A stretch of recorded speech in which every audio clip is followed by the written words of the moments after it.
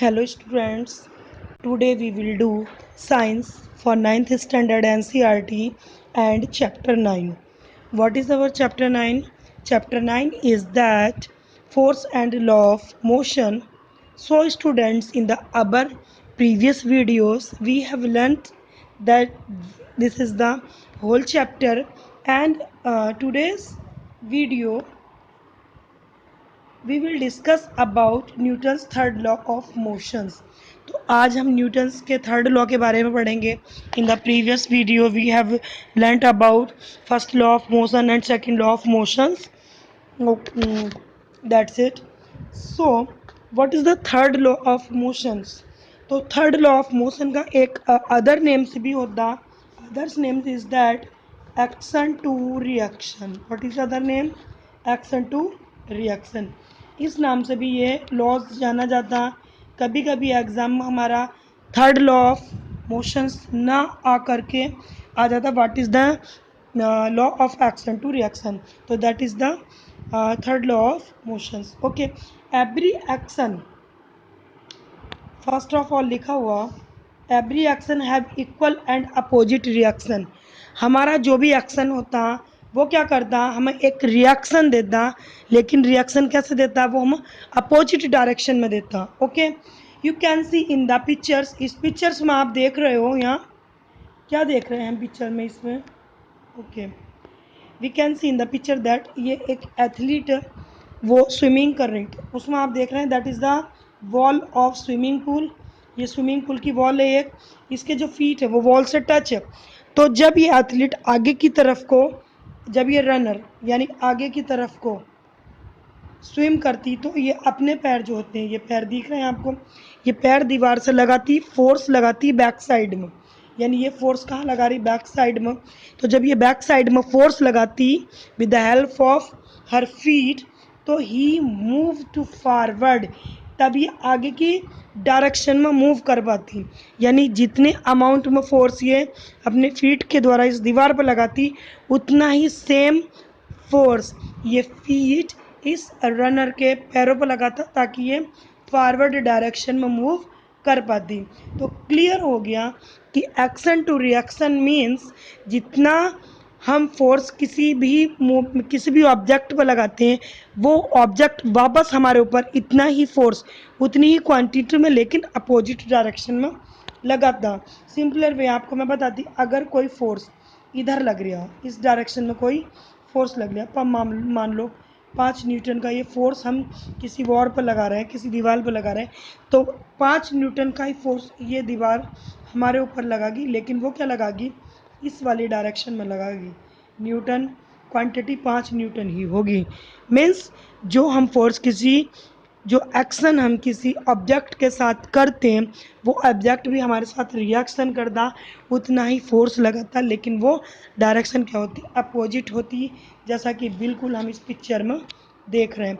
इसके कुछ और example, some examples are in our daily to daily life we happen. बहुत सारे एग्जाम्पल जो हमारे डेली टू डेली लाइफ में होते हैं। मैं आपको कुछ एग्जाम्पल्स की इमेज दिखा देती हूँ। Okay, so here students you can see the other example of this. जैसे कि ये हो गया, ये सबसे मेन एग्जाम्पल है, ये हमारी टेक्स्ट बुक में भी दिया हुआ इम्पोर्टेंट है। जब हम किसी गन के द्वारा या किसी बुलेट को फायर्ड करते हैं ना, तो हमारे हैंड से जब हम फायर्ड करते हैं इस तरह से, ये तो जितना हम एक्शन करते हैं, जितने फोर्स का वहाँ पर जितने न्यूटन का फोर्स लगता है, ठीक वैसे ही उतने ही न्यूटन का फोर्स ये जो फायर्ड होती है हमारे हाथ में अपोजिट साइड को लगाते हैं। हम जब कोई मतलब गन फायर्ड करते हैं, तो हमारे हाथ को बुलेट छूटने के बाद एक झटका लगता, लेकिन वो पीछे की तरफ को लगता। तो एक्शन क्या हो गया? Accelerating force the bullet. लेकिन उसका रिएक्शन क्या होगा? Recall force on the gun. Gun उतना ही फोर्स तुम्हारे हाथ पे पीछे की अपोजिट डायरेक्शन में लगाती है। ये हो गया action to reaction. The second image you can see that तो एक्शन टू रिएक्शन, जब हम किसी फ्लोर पर चलते हैं, तो हमारा एक्शन क्या होगा? Foot pushes down and back. Foot नीचे की तरफ को फोर्स लगाते हैं और आगे चलते हैं। उसी तरह से रिएक्शन क्या होगा? Floor pushes up and forward.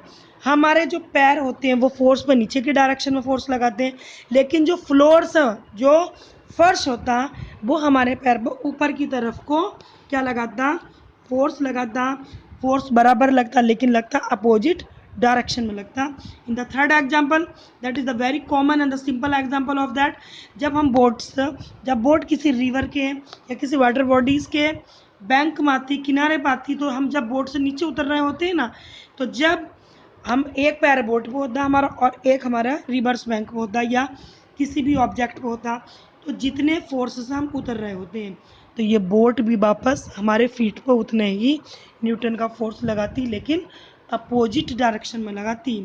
देखो, boys feet exert foot on boat, reaction boat exert foot on feet, यानी उतरते समय ये बच्चा जितना फोर्स से उस नाव को पीछे की तरफ वो धकेल जाती, फोर्स लगता, लेकिन वो बोट भी उतना ही फोर्स यहाँ फीट पर लगाती, लेकिन दोनों की डायरेक्शन क्या होती, अपोजिट डायरेक्शन होती। ये हम अच्छे से लर्न रखना। इन द सिंपल वे मैं इस एक बार और इसका आपको इसकी डेफिनेशन बता देती। So in the briefly, in the simpler word, we can see that Newton's third law of motion states that for every action, किसी भी action के लिए there is an equal and opposite reaction, एक equal और opposite reaction होगी ही, opposite reaction होगी, ये ध्यान रखना। लेकिन force की जो quantity होगी वो equal होगी। equal word को अच्छे से समझ लो तुम। what is the means is that, इसका means क्या है, pushing on object causes that object to push back against you.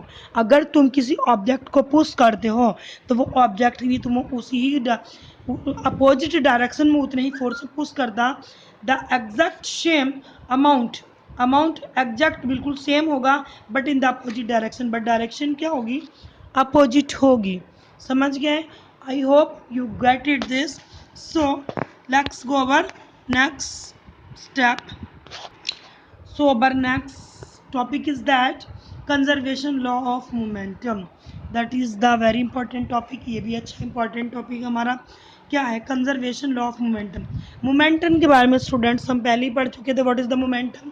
Momentum is denoted by English letter capital P, और पी इज इक्वल टू होता है हमारा M B. What is M B? M is the mass and we is the velocity, यानी जो हमारा momentum होता है वो किसी भी ऑब्जेक्ट के मास और वेलोसिटी की प्रोडक्ट कहलाता। तो अब हम पढ़ेंगे कंजर्वेशन लॉ क्या मोमेंटम का। So in this image you can see that, मान लो हमारे पास दो ऑब्जेक्ट, ये ऑब्जेक्ट ए और ये ऑब्जेक्ट बी, ये दो बॉल समझ लो, ये ऑब्जेक्ट समझ लो। तो अब हम पढ़ेंगे इनका, ये दो बॉल अलग अलग डायरेक्शन में रखी हुई हैं, ठीक है। अब इसका जो मास है वो कितना, m1, और उसका जो मास होगा वो हमारा होगा m2। ओके, तो मान लीजिए इसकी जो वेलोसिटी वो u1 और इसकी वेलोसिटी होगी u2। ये इनकी इनिशियल वेलोसिटी क्या है, इनिशियल वेलोसिटी। ओके, सो अब ये दोनों बॉल क्या होती हैं, एक दूसरे से कोलाइड करती हैं, एक दूसरे से टकराती हैं। यहाँ पर ये दोनों एक दूसरे से टकरा गई हैं, मान लो यहाँ पर टकरा गई हैं। तो अब इनमें टक्कर लग गई, टक्कर के बाद क्या होगा, टकराने के बाद जो इनका मास होगा क्या वो चेंज होगा? नो, मास कभी चेंज नहीं होता, मास रिमेन्स कांस्टेंट ऑलवेज। यानी मास फिर भी इसका m1 ही होगा और इसका होगा मास m2 जो हमारा पहले था, ध्यान से देख लेना। लेकिन इनकी जो वेलोसिटी होंगी, अब इनकी वेलोसिटी क्या हो जाएंगी, मान लो यहाँ पर ये दोनों फिर अलग हो गई, तो इनकी वेलोसिटी क्या होंगी, अब चेंज हो जाएंगी। इसकी वेलोसिटी हो गई v1 और इसकी वेलोसिटी हो गई v2। टकराने के बाद इनकी वेलोसिटी चेंज हो गई, यहाँ पर u1 थी u2। टकराने के बाद, टकराने पर मास तो सेम था, लेकिन इनके टकराने के बाद जो वेलोसिटी होगी वो v1 और v2, क्योंकि v1 v2 क्या होती है, हमारी फाइनल वेलोसिटी होती है। ओके, सो अब क्या होगा, देखिए ये ए थी, ये बॉल बी थी, पहले क्या था, इसका मास m1 था, उसका मास m2। अब इसका क्या होगा, टकराने से पहले जो वेलोसिटी थी वो u1, इसकी वेलोसिटी u2। अब ये दोनों यहाँ कोलाइड हो गई, टकरा गई। टकराने के बाद मेंस रिमेन्स सेम, लेकिन वेलोसिटी चेंज, वेलोसिटी इनकी होगी v1 v2। ओके, तो mass of conservation of momentum क्या होता है, हम we know that p is equal to M B, p is equal to M B. तो P1 क्या होगा, P1 क्या हो जाएगा, P1 हो जाएगा ये वाला, ये हो जाएगा हमारा initial M1U1 plus M2U2 that is the V4 momentum. ये V4 मोमेंटम होगा हमारा टकराने से पहले का ये मोमेंटम होगा M1U1 प्लस M2U2। अब आफ्टर कोलाइड की पोजीशन क्या ये रही, इसमें मास सेम होगा, वेलोसिटी चेंज होगी। तो आफ्टर कोलाइड क्या होगा, यहाँ पर हो जाएगा ये हमारा M1V1 प्लस M2V2 हो गया ये। तो अब क्या होता, कंजर्वेशन लॉ ऑफ मोमेंटम होता कि two objects before collide and after collide always remains equal. वो दोनों क्या होते हैं, ये दोनों क्या होते हैं, इक्वल होते हैं। तो अब हम इन्हें कैसे रख सकते हैं, अब हम रख सकते हैं इनको कि M1U1 plus M2U2 is equal to M1V1 plus M2V2। और यही है हमारा कंजर्वेशन लॉ ऑफ मोमेंटम। और इसमें क्या कर सकते हैं आप, ये कर सकते हैं यहाँ पर ओके नहीं कर सकते, बस यही हमारा लास्ट होगा। तो conservation law of momentum is equal to M1U1 plus M2U2 is always equal to M1V1 plus M2V2 where M1 is the mass of object A या ball A and M2 is the mass of ball B and U1 is the initial velocity of object A and U2 is the initial velocity of ball 2 before collide। ये collide से पहले का, and after collide V1 is the final velocity of object A and V2 is the final velocity of object B। तो students इस पर basis हमारे numerical questions आते हैं। वो न्यूमेरिकल क्वेश्चंस तुम्हें यहाँ से भी आ सकता है और यहाँ से भी।